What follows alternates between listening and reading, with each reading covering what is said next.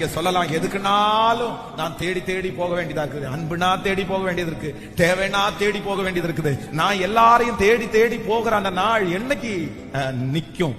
நான் என்னைக்கு இதை ஸ்டாப் பண்ணுவேன்? நான் தேடி போகவே கூடாது. சில நேரத்துல சில மனிதர்கள் பாருங்க, நம்ம தேடி போகும்போது அவ்வளவு அவமானப்படுத்துவாங்க, அவ்வளவு மனசை கஷ்டப்படுத்துவாங்க. அப்ப நம்ம நினைப்போம், இனி இந்த மனுஷனுடைய மூஞ்சில முழிக்கவே கூடாது, இனி இந்த இடத்துக்கு போயிடவே கூடாது, நம்ம இனி தேடி போக கூடாதுன்னு நம்ம நினைப்போம். ஆனா பாருங்க, சில சூழ்நிலைகள் திரும்பி வரும், திரும்பியும் அதே மனுஷனிடத்துல போய் நிக்கக்கூடிய ஒரு சூழ்நிலை வரும்.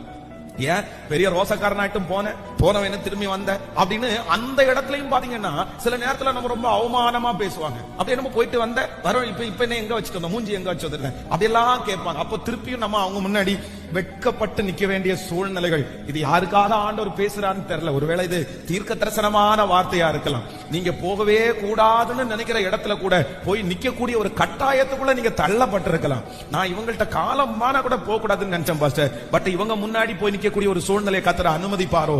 ஆனால் ஆண்டவர் வாக்கு கொடுக்கிறார். 26ஆம் அதிகாரத்தினுடைய துவக்கத்திலே ஒரு தேவ பிள்ளை போய் முன்பாக நிற்கிறது.